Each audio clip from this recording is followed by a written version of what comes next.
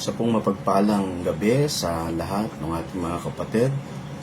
Salamat sa Panginoon sapagkat muli tayo po ay merong pagkakataon na magamit ang social media upang tayo ipatuloy na magkaroon ng panahon sa ating pong pag-aaral ng salita ng Diyos.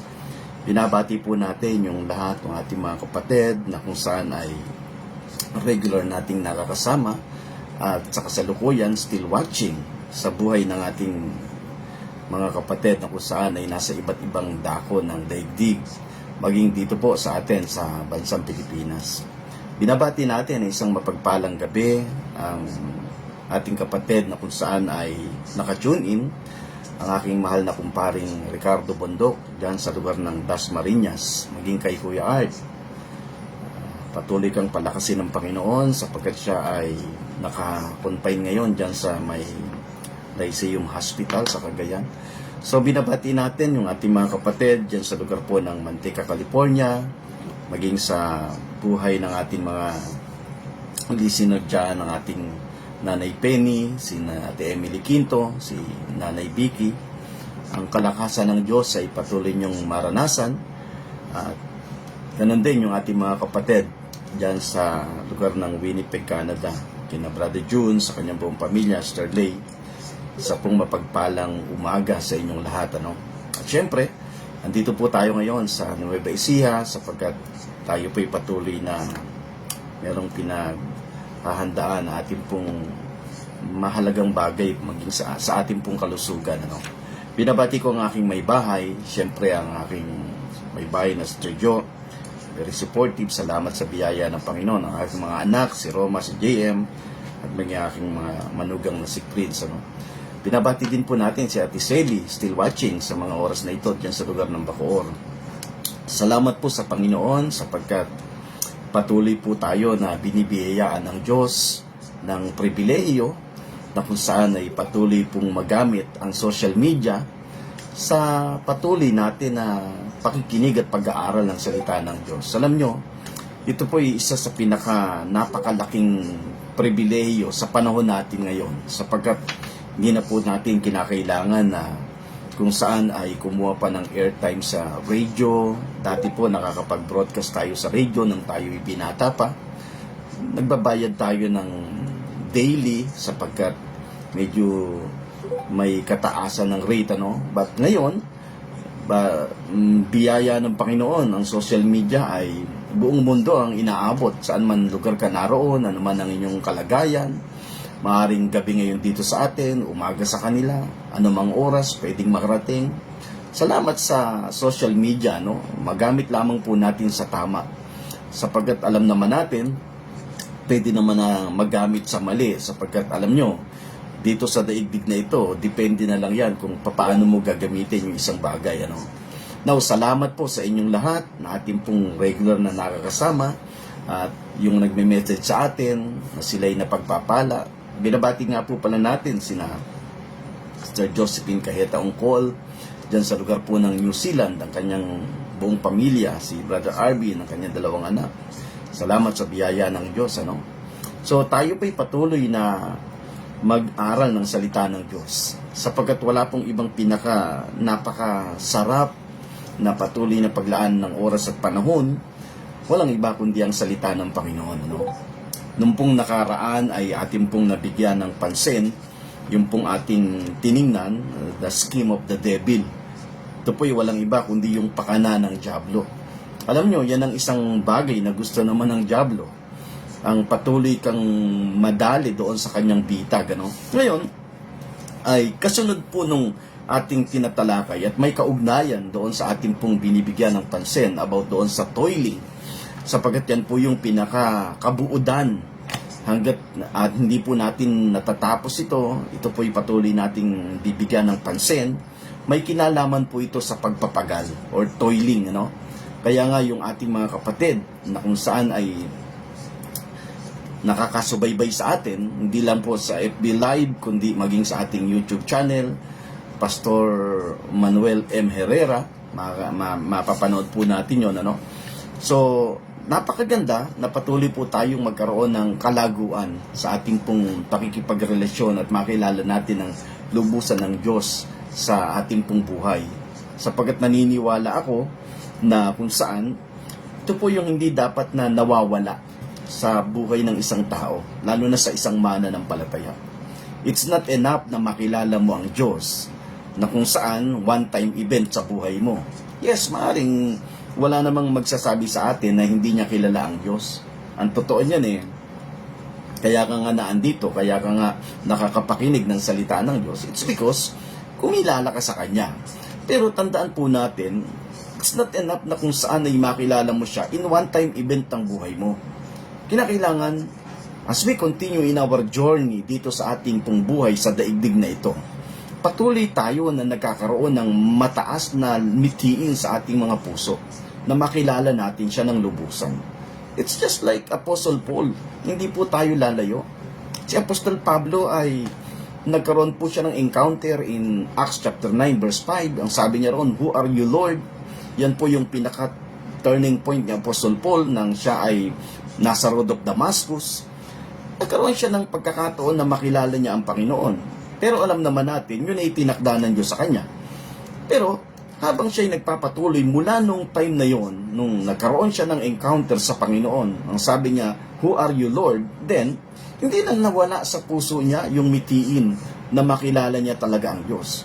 Hanggang sa dulo ng kanyang ministeryo, meron siyang binabanggit doon, ang sabi niya, "Lord, I want to know you more."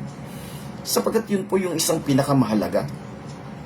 Magkaroon tayo ng malalim na encounter at pagkakilala sa Panginoon na kung saan ay talagang sino nga ba talaga tong Diyos na ito. Yes, naniniwala tayo na kilala natin ang Diyos, pero the more na nagkakaroon ka ng mas malalim na pagkaunawa doon sa kanyang mga salita, sa kanyang mga kapahayagan, ito yung pwede niyang gamitin upang magkaroon ka ng mas malalim na pagkakilala sa kanya. At ang sabi ng Daniel 11:32, "The people who knew their God shall be strong and firm." Gaano kaganda na ang isang tao ay pag nakilala niya ang Panginoon, siya'y tatayong matatag at matibay. Walang pinag-iba yan sa buhay ng isang mag-asawa na mayroon silang relasyon. The more na tumatagal ang kanilang pagsasama, nagkakaroon sila ng pagkakilala sa isa't isa. Pagka nagkaroon sila ng mas malalim na pagkakilala sa isa't isa, ito'y nagbubunga ng matibay na pagsasama. Na anumang problema yung kanilang pagdaanan, nananatili silang magkasama at na-enjoy yung kanilang relasyon. So sa buhay naman ng isang mananampalataya, pagka nakilala mo ang Panginoon, kinakailangan magkaroon ka ng mas malalim na mitiin or desire sa iyong puso na makilala pa siya, sino ba talaga tong Diyos na ito. Now, ngayon, ay patuloy nating titingnan at tawagin natin ang mensahe ng Panginoon na vicious cycle of sin. Pag sinabing vicious cycle of sin, kasi dumating tayo doon sa point nung nakaraan na kung saan ay nakita natin isa sa pinaka-naisi ng dyablo sa buhay ng isang mananampalataya ay walang iba kundi dinivert niya yung real issue. And what is the real issue? Nagkaroon ng diversionary tactic si Satan. Dinivert niya o diversion na tinatawag natin. Instead na ang tao ay mag-focus doon sa naging problema, doon sa Garden of Eden, na kung saan mula sa pagiging decision maker ng Diyos, dumating sa punto na kung saan ang posisyon ng Diyos ay naging posisyon na ng tao. Hindi na ngayon ang Diyos ang nagdidesisyon para sa ikabubuti at doon sa mabuti at masama na nakakaalam ang Diyos lamang. So nasa tao na ngayon yun. So dumating doon sa point na kung saan nagkaroon ng diversion na makikita tayo na kung saan yung pinaka-issue talaga sa pagitan ng Diyos at ng tao ay napokus saan? Sa kasalanan. Kaya wag tayong magtaka. Even until now, napakadaming mga mananampalataya na kung saan ay every time na lalapit sa Panginoon, wala siyang bukang bibig kundi puro paghingi ng kapatawaran sa kanyang kasalanan.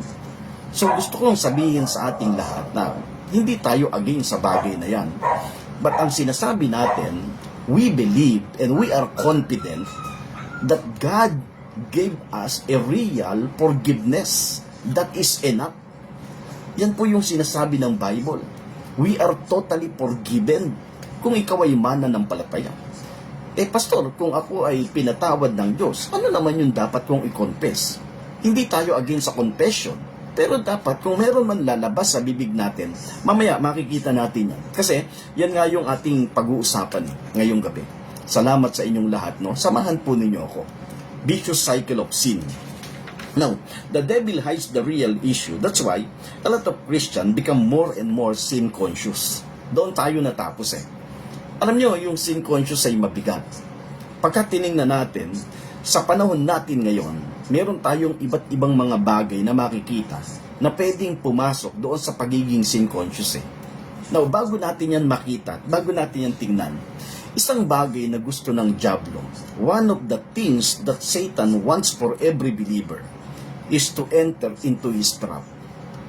Tandaan po natin, isang bagay na gusto ng diablo sa buhay ng isang mananampalataya ay makapasok ka doon sa kanyang trap o doon sa kanyang patibong. At makikita natin, that is a vicious cycle of sin. Pag tinignan natin yung vicious cycle of sin, it's just like a vortex. Pag sinabing vortex, yun po yung pagka ikaw ay nakarating na sa, halimbawa, nasa dagat ka. O since na sinabi namin noon na ipo-ipo sa dagat. Yan. That's vortex. It's just like, sin is just like a vortex. Vicious cycle of sin is like a vortex. Yung puyo ng tubig. Na kung saan, forming a spiral or whirlpool. Yung makikita natin na umiikot. Yan yung tinatawag natin na vortex. Where any believer caught in this path was powerless to counter it, much less overcome it. Makikita natin na pagka sinabing vicious cycle of sin, ito'y parang pag nakapasok ka doon, hindi ka makawala. Kaya mapapansin mo, there's a lot of Christian, there's a lot of believers na kung saan, although sila'y mananampalataya, yes, naniniwala sila na kinikilala nila yung ginawa ng Panginoon, yung pagpapatawad ng Diyos, maliwanag sa kanila yon. Pero every time na lalapit sila sa Panginoon, wala silang bukang bibig, kundi paghingi ng tawad sa Diyos. Hindi nyo napapansin yun? Kahit na alam nila yon, kahit na alam ng maraming mananampalataya na kung saan ay, yes, pinatawad na ako ng Panginoon, alam nila that we are totally forgiven by God, we are justified, we are sanctified, alam nila, nababasa nila sa banal na kasulatan yan, pero bakit lumalabas pa rin sa bibig nila yon? Yan ang sinasabi natin na vicious cycle of sin. Ginamit natin yung word na vicious, parang mabisyo. Alam nyo yung bisyo lagi mong hinahanap, ganoon. The same, ang daming mananampalataya, ganoon ang kalagayan. Now, titingnan natin yan. Isang nakakalungkot na kalagayan sa buhay ng isang maraming mananampalataya. Ganoon ang sitwasyon. Nakakapasok sila doon sa bagay na yun. Bakit? Although sinasabi nila na, ay dapat, Pastor, sineseryoso mo talaga ang kasalanan. Sino ba naman na may sabing hindi mo siseryosohin ang kasalanan?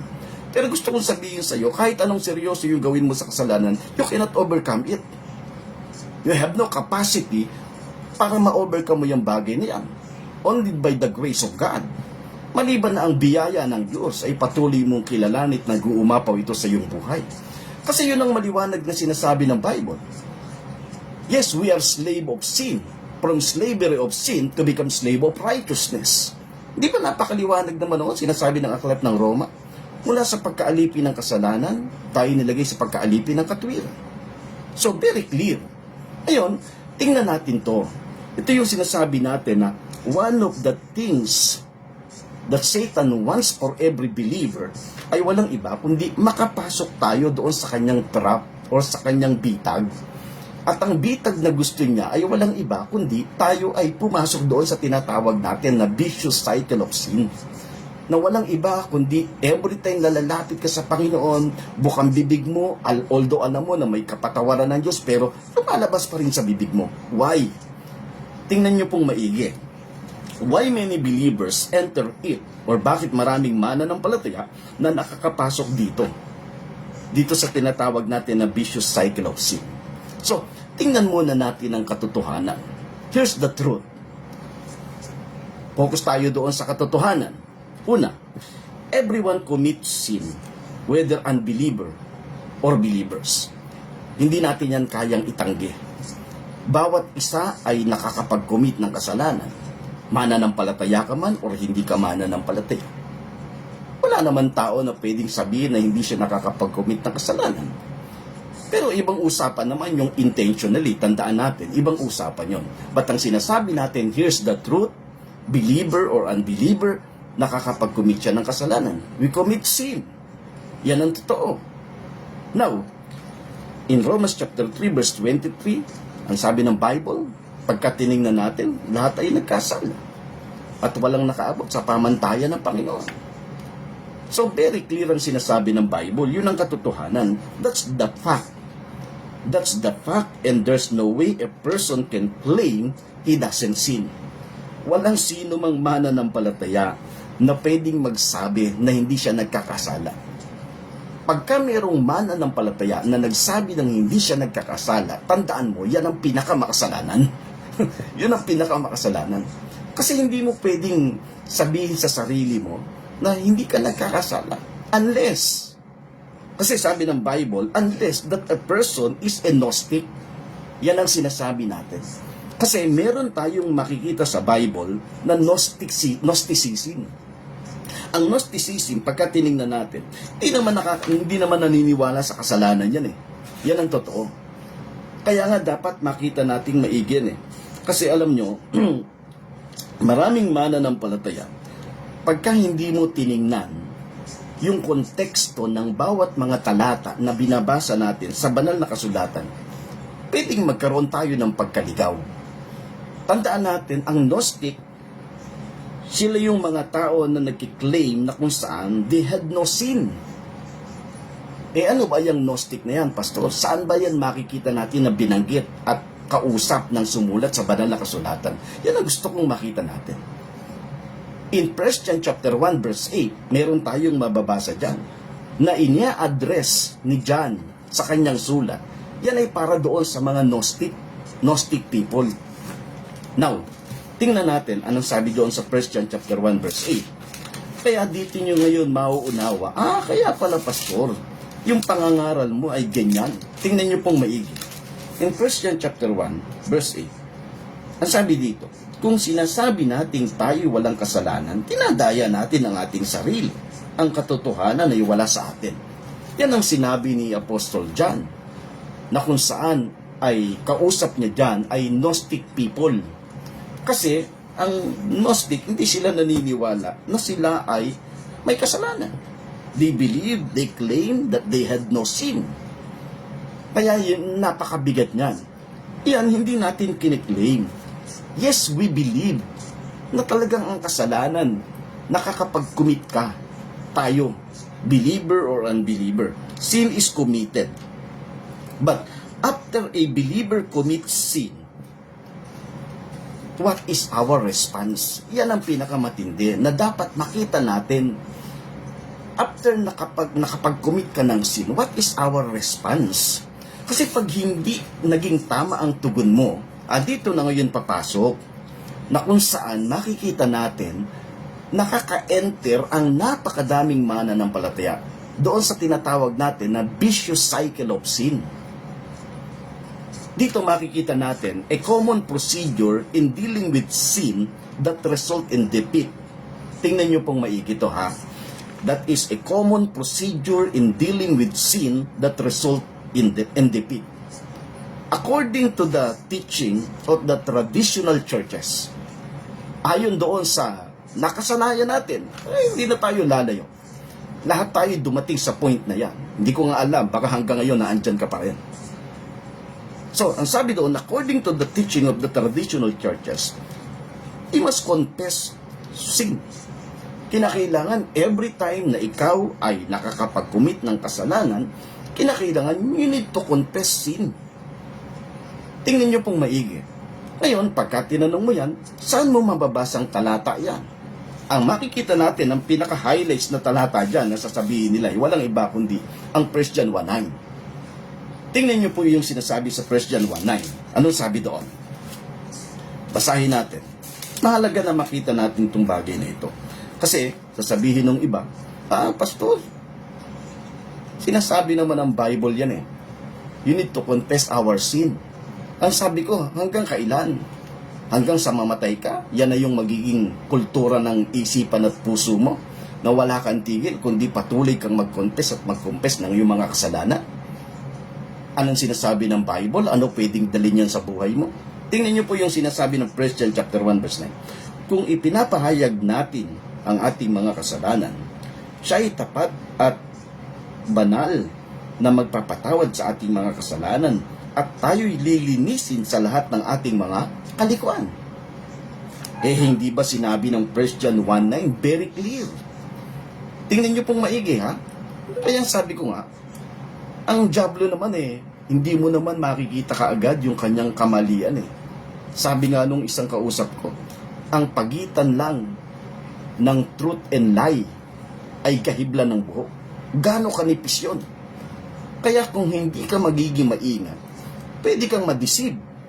And once na ikaw ay na-deceive, you cannot enjoy your journey bilang isang mananampalataya. Anong ibig kong sabihin? Sige nga, kung ikaw ba'y lagi na lang nakakadama ng napakatinding tinatawag dito sa puso natin, condemnation, paano ka mag-i-enjoy? Wala pa akong nakitang tao na they always feel being condemned na nag-i-enjoy sa buhay niya. Manapa kapag ka ang isang tao ay under ng condemnation, laging may kabigatan sa kanyang puso ang tao na yan. Yan ang sinasabi natin. Ang sabi ng 1 John 1:9, if we confess our sins, He is faithful and just. If we confess our sin, He is faithful and just to forgive our sins and to cleanse us from all unrighteousness. Diba?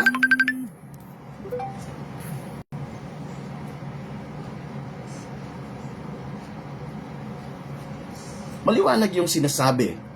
O pastor, sinabi naman ng Bible na kung i-confess mo ang iyong kasalanan, siya'y tapat at matuwid at patatawarin ka sa iyong mga kasalanan and cleanse us from all unrighteousness. Tingnan niyo pong maigi ha. Ang isang tanong ko dito, una tigit sa lahat. Kung ikaw ay mananampalataya, ikaw baka ako'y pinatawad na or hindi pa, or patatawarin pa lang. So tandaan natin, tayo pinatawad. Yan ang totoo. We are forgiven. Sabi dito, ikaw ay lilinisin pa lang. Nilinis ka na ba o lilinisin ka pa lang? Diba? Napakaganda nung makita natin yan Pero, hindi yan ang gusto kong ipunto natin. Gusto kong makita natin, focus tayo dito sa common procedure in dealing with sin that result in defeat. First is confession. So, kapag ka ikaw ay nagko-confess, ano ang pwedeng dalhin sa iyo nito? Una, ang pwedeng dalhin sa iyo nito ay being sin consciousness. Ayaw ng Diyos na ang isang tao ay dumating doon sa point na siya ay maging sin conscious. Alam natin yung sinasabi natin. Medyo may makulit na hindi ko alam kung hindi niya alam na ako'y naka-live ngayon So, yung pong mga tumatawag sa atin, siguro mamaya na lang after nating live broadcast. So ngayon, tingnan po natin to. Confession, that is sin consciousness. In 1 John 1:9, proof that 1 John 1:9 is not for the believers. At siguro maaari ngayon mo lang ito marinig, Ibig sabihin, pastor, hindi pala sa mananampalataya yun, 1 John 1:9. Kasi kung ito'y para sa mananampalataya, ang mananampalataya ay nilinis na. Ano sabi ng 1 John 1:9, ikaw ay lilinisin. Yun ang tanong Kung ikaw ay mananampalataya, nilinis ka na ba o lilinisin ka pa lang? Hindi ba? Doon pa lang very clear. At ang isa na makikita natin, ito yung proof that 1 John 1:9 is not for the believer, it is for the Gnostic. Yan ang sinasabi natin kanina. It is for the Gnostic people. Na kung saan yung Gnostic people, ito yung tao na kung saan ay hindi naniniwala na meron siyang kasalanan. That's the Gnostic people. Now, tingnan niyo po, proof number 1, na kung saan the 1 John 1:9 is not for the believers. It is for the Gnostic people, na kung saan yung kausap ni Juan sa kanyang sulat sa 1 John chapter 1 is the Gnostic. Okay? Yan naman ang totoo eh. The reality of the Gnostic. Sa 1 John chapter 2 verse 19, buksan natin in 1 John chapter 2 verse 19. Tingnan niyo po yung sinasabi. Sila'y lumalaban sa atin, ngunit sila'y hindi sa atin. Sapagkat kung sila'y kabilang sa atin, ay magpapatuloy sana silang kasama natin. Ngunit sa paglabas nila, ay ginawa nilang maliwanag na silang lahat ay hindi kabilang sa atin. Okay? Ang sabi doon sa 1 John chapter 2 verse 19, yung sinasabi, merong binabanggit si Apostle John. Sabi doon, they went out from us, but they were not of us. For if they had been of us, they would no doubt have continued with us. But they went out, that they might be made manifest that they were not all of us. See, merong binabanggit si Apostle John na maliwanag na hindi nila kasama. At yun ay bahagi doon sa sulat niya. And that is the Gnostic people. Doon sa mga tao nag-aaral ng salita ng Diyos, alam nila yan. Even kapag tinanong mo, sino ba yung audience na tinutukoy ni Apostle John doon sa sulat niya sa 1 John chapter 1. That is the Gnostic people, na kung saan ay nagkiklaim na wala silang kasalanan. Hindi sila naniniwala sa bagay na yan. Now, even in 1 John chapter 4 verse 1, kaya makikita natin yung paalaala niya, sabi niya, believer, believe not every spirit, but try the spirit whether they are of God. Kita mo yung paalaala ni Apostol John. Ang sabi niya roon, mga minamahal, huwag ninyong paniwalaan ang bawat espiritu, kundi inyong subukin ang mga espiritu kung sila'y sa Diyos, sapagkat maraming lumilitaw na mga bulaang propeta sa sanlibutan. Napakaliwanag yung binabanggit ni Apostle John. Ang tinitingnan natin ngayon ay yung proof that 1 John 1:9 na kung saan hindi ito para sa mananampalataya. It is for the Gnostic people. The reality of the Gnostic. Nakita natin in 1 John chapter 2 verse 19 and then in 1 John chapter 4 verse 1. And then proof number 2. The absence of brotherly greetings in the first chapter of 1 John. Yan ang makikita natin na wala tayong mababasa sa banal na kasulatan na kung saan yung brotherly greetings. Pagdating sa chapter 2 ng 1 John meron. Tingnan nyo po. In 1 John chapter 2 verse 12, makikita natin dyan yung brotherly greetings na sulat niya. Mga munting anak, kayo'y sinusulatan ko sapagkat pinatawad sa inyo ang inyong mga kasalanan. Tingnan natin sa English translation. In 1 John chapter 2, simulan doon sa verse 12, makikita natin yung brotherly greetings. I write unto you little children. Sabi niya roon. And then, verse 13, I write unto you fathers because ye have known him that is from the beginning. Mula doon sa chapter 2, verse 12 up to 14, makikita natin na merong brotherly greetings na sulat si Apostle John doon sa kanyang sulat sa 1 John. Now, pagdating naman doon sa proof number 3, kasi tinitingnan natin talaga na pinatutunayan natin that the 1 John 1:9, it's not for the believers, na kung saan ay pinangahawakan ng napakadami. Hindi, para sa mananampalataya yan. Kaya nga kung walang 1 John 1:9, papaano na yung mga mananampalataya na nagkakasala? Alam niyo po, kung titingnan talaga nating maigi yung 1 John 1:9, it's not for the believers. It is for the Gnostic people and for the unbeliever. And then, ang 1 John chapter 2, start from chapter 2 verse 1, yan ang para sa mananampalataya. Anong sabi dyan? My little children, these things I write unto you, that ye sin not. Isinusulat namin ito sa inyo upang hindi kayo magkasala. And if any man sin, tingnan nyo if any man sin, we have an advocate with the Father. That is Jesus Christ, the righteous. Yun ang para sa mananampalataya. Sinusulat namin ito upang hindi kayo magkasala. Ngunit kung, kasi alam naman ni John na talagang wala namang taong hindi naman talaga maiiwasan ang bagay na yan. Pero merong assurance na sinabi si Apostle John, ngunit kung, and if any man sin, we have an advocate with the Father. And who is our advocate? Jesus Christ, the righteous. Sinasabi ba ng Bible na iko-confess mo yung kasalanan mo sa Kanya? Ang sinasabi ng Bible, pag sinabing confession, sa Romans chapter 10, merong binabanggit doon about confession. In verse 9, tingnan niyo po yung sinasabi. In Romans chapter 10. Kasi baka sinasabi ng marami, oh, Pastor, you are against sa confession. No, I'm not against sa confession.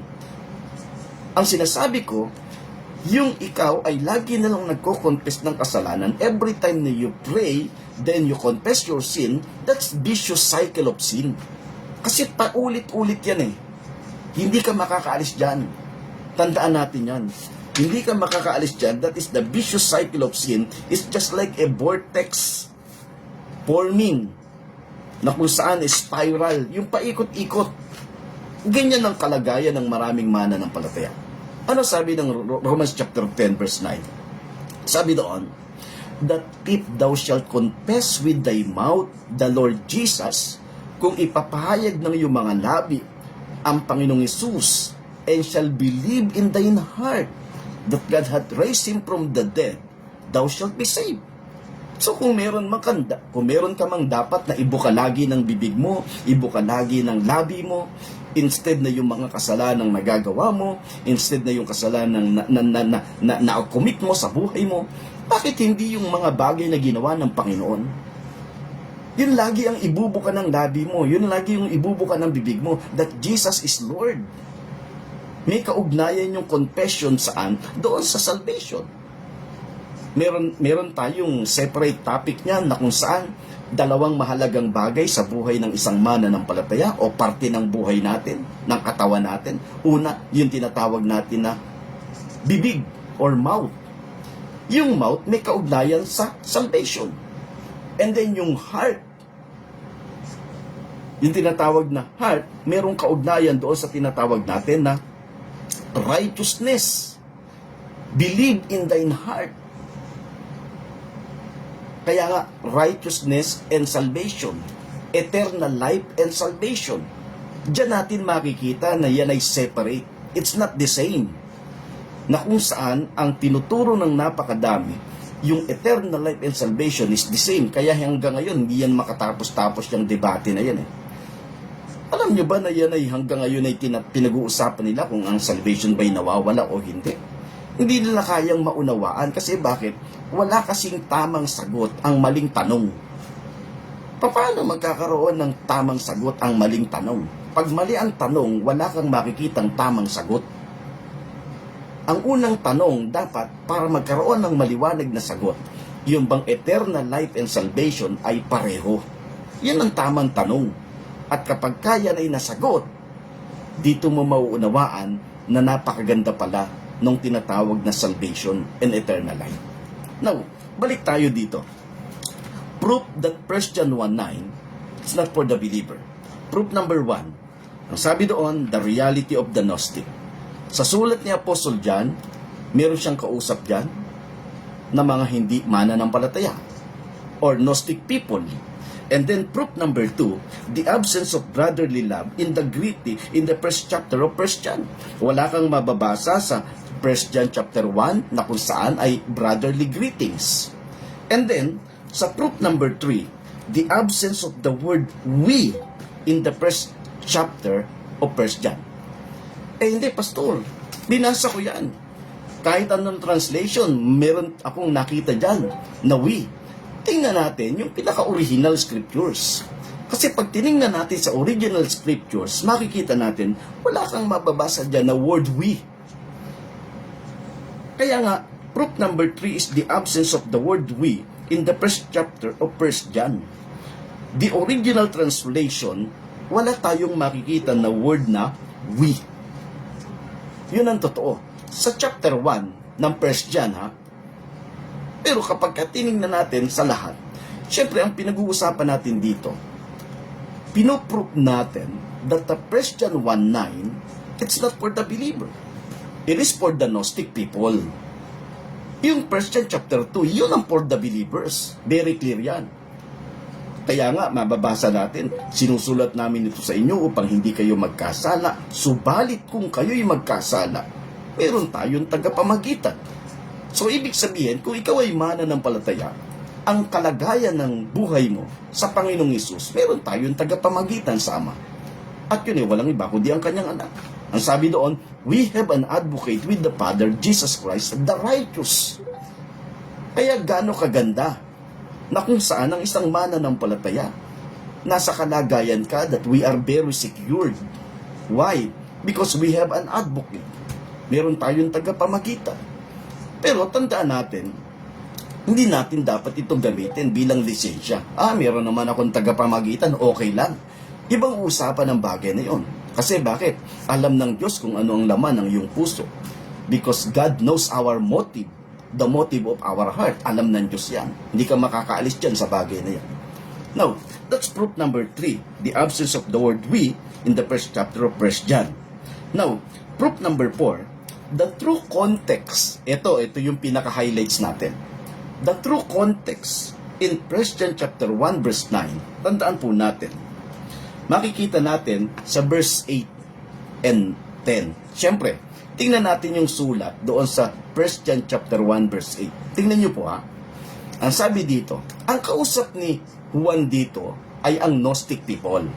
Sabi doon, if we say that we have no sin, we deceive ourselves and the truth is not in us. Parang ganito, kung sinasabi mo na wala kang kasalanan, abay, dinadaya mo ang sarili. At ang katotohanan ay wala sa iyo. Yan ang sinasabi ni Apostle John. And then, pagdating doon sa verse 10, if we say that we have not sinned, we make him a liar, and his word is not in us. Tingnan niyo pong maigi yung konteksto ng 1 John chapter 1 verse 9. Ito yung gusto kong pagtuunan natin. Ang sabi doon, ito sa Tagalog, in 1 John chapter 1 verse 8, sabi niya, kung sinasabi natin tayo walang kasalanan, dinadaya natin ang ating sarili at ang katotohanan ay wala sa atin. Pagdating naman sa verse 10, kung sinasabi natin tayo hindi nagkakasala, ginagawa natin na siyang sinungaling at ang kanyang salita ay wala sa atin. Yan ang sinasabi niya, yan ang pinaka-konteksto niya.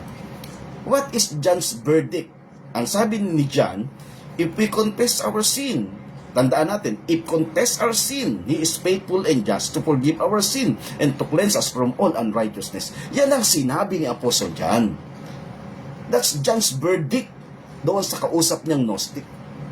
That's the truth na kung saan ay makikita natin the context of 1 John chapter 1 verse 9. Yan ang sinasabi natin na kung saan hindi yan para sa iyo. If you are a believers, ang para sa iyo ay 1 John chapter 2 verse 1. Yun ang napakaganda. And then isa pa, wala kang mabamasang directly na sinasabi ng Bible na lahat ng mga kasalanan na may iko-confess mo sa Kanya. Although ikaw ay mananampalataya. Mana pa, i-confess mo to each other. Sinabi ng aklat ng James. Pero ang sabi nga ng Hebrew chapter 10 verse 17, I will remember your sin no more. Hindi ko na muli pang aalalahanin pa. So, ibig sabihin, sa Diyos settled yan. Pero bakit binabalik-balik mo pa sa Kanya? Yan ang problema. Ang tao hindi siya makaalis. Why? Kasi naandoon nga siya doon sa vicious cycle of sin. Sin is committed. Then, our response is confession. Pagka ikaw ay nag-confess, tandaan po natin, papasok yan sa empowerment. Kasi life and death ay nasa dulo ng dila na kasalalay. Every time na binubukan ang bibig mo, yung lahat ng mga kamalian at kasalanang nagawa mo, then patuloy itong nagkakaroon ng empowerment. Pagka ito'y na-empower, tandaan natin, I believe ito'y uulit. That is a repetition. Makikita niyo yung vicious cycle of sin eh. sin consciousness, and then empowerment, and then repetition, and then condemnation. Hindi na aalis yan dyan. Paikot-ikot na yan dyan. Yan ang problema ng napakadaming mananampalataya. Nakakalungkot. But tandaan po natin, kung meron man tayong ibibigkas ng ating mga labi, mas maganda yung sinabi ni Apostle Paul in the book of Romans chapter 10 verse 9. Anong sabi doon? Kung meron man tayong dapat na i-confess ay walang iba kundi that Jesus is Lord. Ito, malimit kong naririnig yan doon sa isang grupo ng mananampalataya. That if thou shalt confess with thy mouth the Lord Jesus and shalt believe in thine heart that God had raised him from the dead, thou shalt be saved. For with the heart man believe unto righteousness, and with the mouth confession is made unto salvation. Wow! Yun ang dapat. Now, ito, sasabihin ko sa inyo, sabi nung isang mananampalataya sa akin, pastor, ibig sabihin pala, hindi mo na kinakailangan na maging ugali yan, na word na hingi ka na lang lagi ng tawad sa Panginoon. Ang sabi ko nga ganito very simple. Ang sabi ko sa kanya, much better na humingi ka ng tawad doon sa taong involved. Kasi sa Diyos, wala namang bigat yan Why? Because you are totally forgiven by God. Yan ang very clear. Hindi natin kayang pasubalian yan. Hindi nagbabago ang tingin ng Diyos sa iyo. Yung tingin mo lang sa sarili mo ang nagbabago. Pero yung pagtingin ng Diyos sa iyo, hindi nagbabago ang pagtingin ng Diyos sa iyo. Kahit sino ka pa. Kung ikaw ay anak niya, kung ikaw ay anak niya, kung ikaw ay anak niya, hindi nagbabago ang tingin ng Diyos sa iyo. That's the truth. Pwedeng magbago yung tingin mo sa sarili mo. Pero yung tingin ng Diyos sa iyo, ay hindi nagbabago yan. Alam niyo kung bakit? Kasi hindi naman niya tinitingnan kung sino ka. Ang tinitingnan niya ay walang iba kundi yung si Jesus na nasa iyo. Kaya nga, sabi doon sa 1 John chapter 2 verse 1, we have an advocate, Jesus Christ the righteous. Then, ang tingin ng Diyos sa iyo, ikaw ay matuwid. Ito yung isang nakakalungkot. Ayaw ng dyablo na maunawaan mo yung katwiran na yan. Alam niyo kung bakit? Kasi kapag yan ay naunawaan ng isang mananampalataya, yung katwiran na yan, tandaan natin, isang bagay na ayaw ng dyablo. Pag naunawaan mo that you are righteous, ang sabi doon, you can reign in life. Romans chapter 5, anong sabi doon? Sa verse 21. Makikita natin, 5:17, ito For if by one man's offense death reigned by one, much more they which receive abundance of grace and the gift of righteousness shall reign in life by one Jesus Christ. Kaya ayaw ng dyablo na maunawaan ng isang mananampalataya the abundance of grace, the gift of righteousness, why you can reign in life. See? Anong ilalagay ng dyablo? Makapasok ka doon sa kanyang bitag. And that is the vicious cycle of sin. Sin is committed, then confess your sin, and then empowerment, repetition, then condemnation. Paulit-ulit na lang yan. But thanks God, salamat sa biyaya ng Diyos, sapagat mayroong ang Diyos na ginawang paraan sa buhay ng kanyang mga anak. All we need to do is to understand kung ano yung bagay na ginawa ng Diyos every moment sa buhay natin. Ibuka lagi ng labi mo that you are the righteousness of God in Christ Jesus. Sa biyaya ng Panginoon, patuloy nating i-enjoy ang buhay ng bawat isa sa atin. Salamat po sa inyong lahat ngayong gabi, and I hope na ito'y naging maliwanag sa bawat isa sa atin. At gusto ko po kayong anyayahan na sumandaling dumako sa isang maikling panalangin bago tayo magpatuloy sa ating pagbate sa ating mga kapatid na kung saan ay kasama natin ngayon.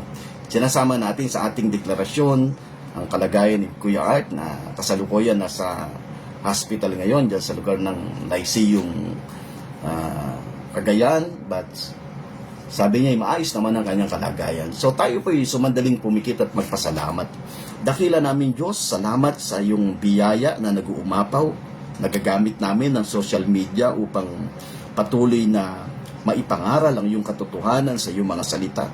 napakaganda at maunawa ang mga magagandang bagay na ginagawa mo sa buhay ng bawat isa sa amin. Salamat sa aking mga kapatid na inabot mo ngayong gabi saan man dako lugar sila naroon, Luzon, Visayas, Mindanao, sa iba't ibang panig ng daigdig. Hayaan po ninyo na ito'y patuloy na ikalago at kaunlad ng kanilang pananampalataya. Makilala ka pa nila ng lubusan. Magkaroon sila ng mataas at malalim na mitiis sa kanilang mga puso. Yung uhaw at gutom sa iyong katuwiran ay patuloy niyang maranasan. Salamat po ng marami. Lahat ng papuri parangalay sa iyo, sa tanging pangalan namin Kristo is naming Panginoon. Amen. Praise God. Salamat sa biyaya ng Diyos. Salamat po sa inyong lahat. Akin pong nakasama. Binabati natin sina Pastora Peli Naganyo. Kasama natin yan, still watching. Yan po yung kasamahan nating pastor dito sa Nueva Ecija. So, Foursquare Church, binabati po natin silang lahat.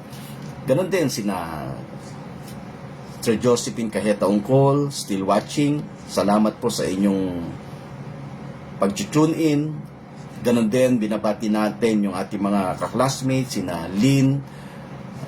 Nakita ko ay naka-watch kanina sapagkat medyo mabilis yung ating sina Ate Emily Quinto. Blessed morning po, Pastor, sapagkat siya ay nasa California, Manteca. Binabati natin sina Nanay Penny, sina Ate Emily Quinto, sina Nanay Vicky, sina Kuya Bonnie, maging aking hipag si ating Judith. Sa pong mapagpalang umaga sa inyong lahat.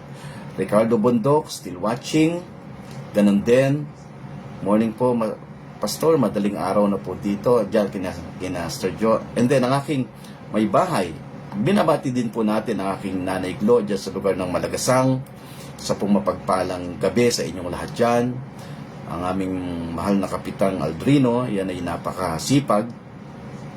Hello po, Pastor and family, God bless, sabi ng ating kamanggagawa na si Pastor Peli Bustamante Nagayo. Salamat po sa inyong lahat na aking pong nakasama.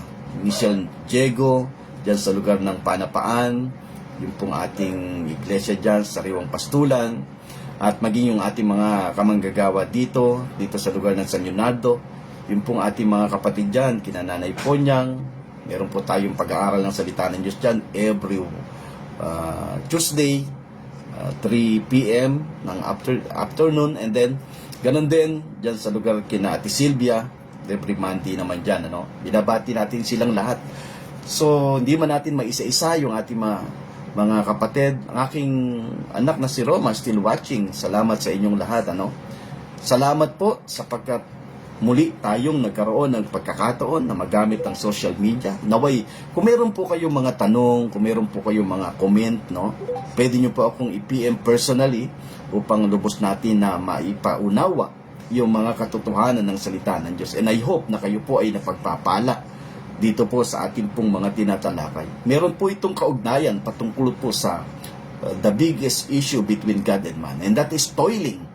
Binabati natin yung ating mga kapatid dyan sa lugar po ng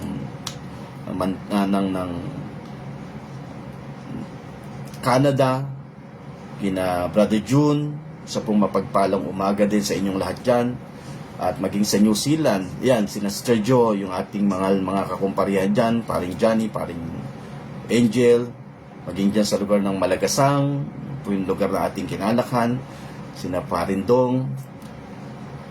Salamat po sa inyong lahat. Hanggang sa susunod, tayo po yung magkasama-sama. Ang ating pong programa ay ating pong mapapakinggan every Wednesday night, 8 p.m.